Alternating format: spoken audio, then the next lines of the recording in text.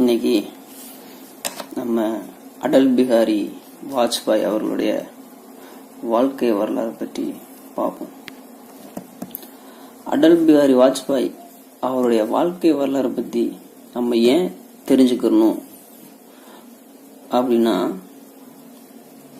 அதுக்கு பல காரணங்கள் சொல்லலாம். அடல் பிகாரி வாஜ்பாய் அவர்கள் டிசம்பர் 25, 1924 கிருஷ்ணவஹாரி வாஜ்பாய் அவர்களுக்கும் கிருஷ்ணவேணி தேவி அவர்களுக்கும் மகனாக பிறந்தவர் தான் வாஜ்பாய் அவர்கள். இவர் பிறந்த ஊரும் பார்த்தோம்னா குவாலியர் அப்படிங்கிற ஒரு ஏரியா. சரி, எதுக்கு வாஜ்பாயை போற்றி வழங்கணும்? அவர் இந்திய சுதந்திரத்துக்காக போராடினார் என்பதற்காகவா, இல்லை இந்தியாவின் பிரதமராக இருந்தார் என்பதற்காகவா, இல்லை எதிர்க்கட்சி தலைவர்களும் போற்றி வணங்கக்கூடிய தலைவராக இருந்தாரே வாஜ்பாய் அவர்கள் என்பதற்காகவா, இல்லை இந்த மூன்றும் சேர்ந்த ஒரு மனிதன் என்பதற்காகவா, இல்லை கார்கில் போர்ல பாகிஸ்தானுக்கு எதிராக வெற்றி பெற்று கார்கில் வீரனாக உயர்ந்தாரே அதற்காகவா, இல்லை பொக்ரான் அணு குண்டு சோதனை நடத்தி பொக்ரான் நாயகனாக வாழ்ந்தாரே அதை போற்றும் விதமாக போற்றி பேசணுமா, இல்லை நம் நாட்டின் பொருளாதாரத்தை உயர்த்துவதற்காக இந்தியா முழுவதும் சாலை போக்குவரத்தை மேம்படுத்தினாரே, தங்க நாற்கர சாலை என்று இமயம் முதல் கன்னியாகுமரி வரை சாலை மேம்பாட்டு திட்டத்தை கொண்டு வந்தாரே அதற்காகவா, இல்லை தகவல் தொழில்நுட்பத்தில் உயர்ந்து வந்துச்சே அதை கொண்டு வந்தது யாருன்னு பார்த்தா வாஜ்பாய் அவர்கள். அதை கொண்டு வந்ததுனால போற்றி வணங்கணுமா, இல்லை இரு கிராமங்களுக்கும் இடையே சாலையே இல்லாமல் வாழ்ந்த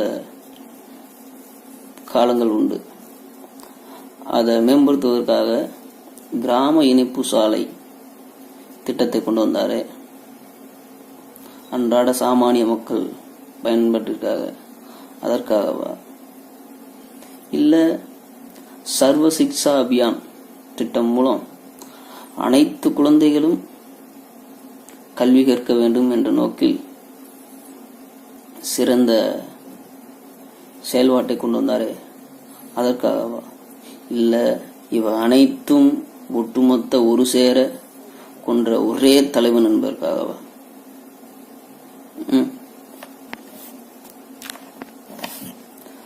1996 எலெக்ஷன்ல வெற்றி பெற்று 13 நாட்கள்லேயும் ஆட்சிக்கு வந்துச்சு. அந்த நேரத்திலையும் மனம் தளராமல் இருந்தாரே அதற்காகவா? அடுத்தும் 1999 13 மாதங்களில் ஆட்சிக்கு வந்தது. அப்பொழுதும் விடாமுயற்சியாக நின்று அடுத்த எலெக்ஷன்களில் வந்தபோது 303 லோக்சபா தொகுதியில் வெற்றி பெற்று பிஜேபியை ஆட்சியை அமைத்த தலைவர் என்பதற்காகவா? அவருடைய ஆட்சி காலத்தில் எதிர்கட்சிக்காரர்களுக்கும் சம உரிமை கொடுத்து அவர்களையும் மதித்து நடத்தின வாஜ்பாய் அவர்களை போற்றி வணங்க வேண்டும். வாஜ்பாய் அவர்கள் அவருடைய ஆரம்ப கால அரசியல் அப்படின்னா 1939 RSSல இணைகிறாங்க. அதுக்கப்புறம் பாபா சாஹிப் அவருடைய ஈர்ப்புனால 1940 1944 வரைக்கும் RSS அமைப்பில் இருந்து மக்கள் தொண்டு ஆற்றியிருந்தார். அப்படியே படிப்படியாக அரசியல் நுணுக்கங்களை கற்றுக்கொண்டு அரசியலில் சாதனை படைத்தவர் தான் அடல் பிஹாரி வாஜ்பாய் அவர்கள். அடல் பிஹாரி வாஜ்பாய் அவர்கள் வந்துட்டு நம்மளுடைய அண்டை நாடான பாகிஸ்தான் நாடுடன் நட்புறவாக இருக்க வேண்டும் என்பதற்காக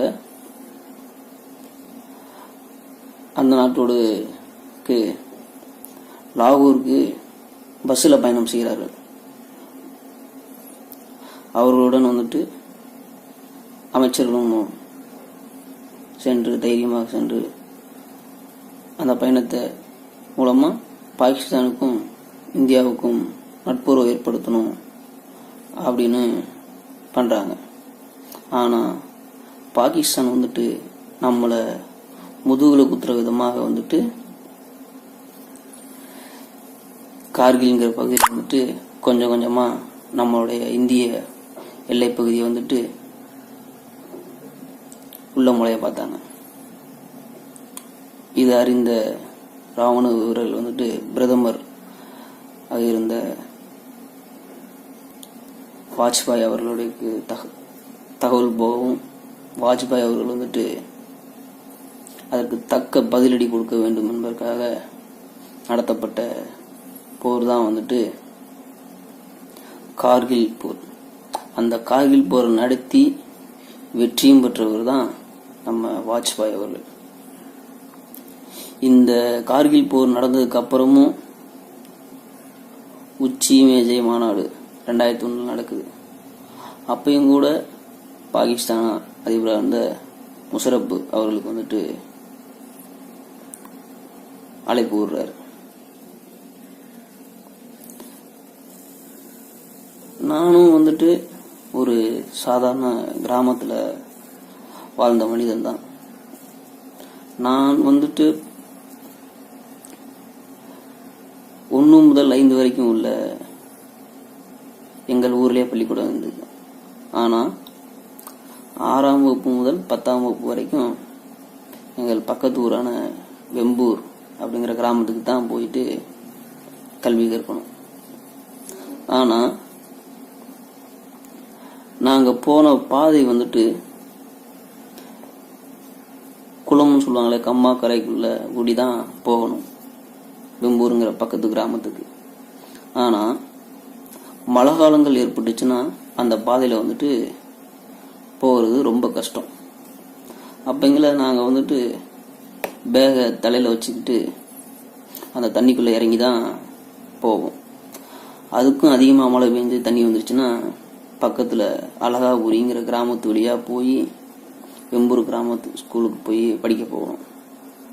மழை காலம் ஆரம்பிச்சிச்சுன்னா 3 மாதங்கள் வந்துட்டு அழகாபுரி வெம்பூர் போய் தான் போகணும். இப்படி கூடி போனால் 1 கிலோமீட்ரு, அப்படி கூடி போனால் 3 கிலோமீட்ரு. சைக்கிள் வச்சுருங்க சைக்கிளில் போயிடுவாங்க, இல்லைன்னா நடந்தே தான் போக வேண்டிய நிலைமை இருக்கும்.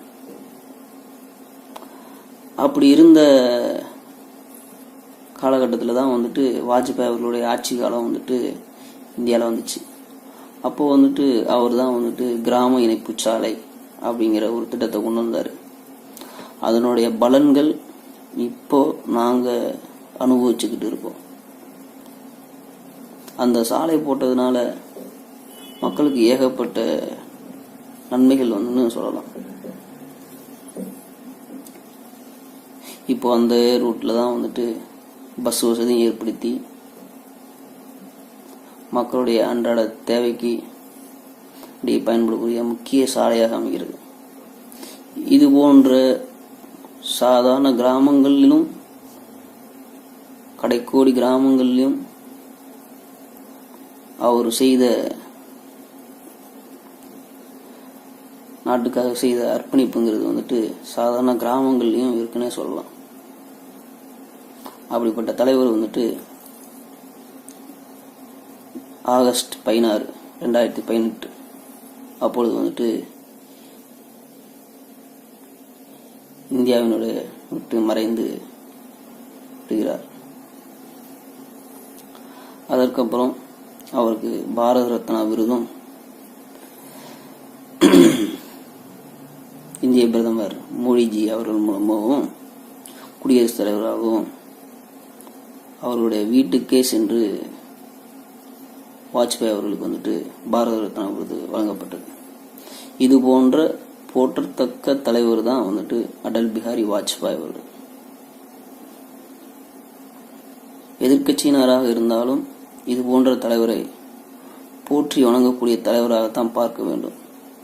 ஏனென்றால் இந்தியாவுடைய வளர்ச்சிக்கு முதல் அடித்தளமிட்டவரே வாஜ்பாய் அவர்கள் தான். நன்றி, வணக்கம்.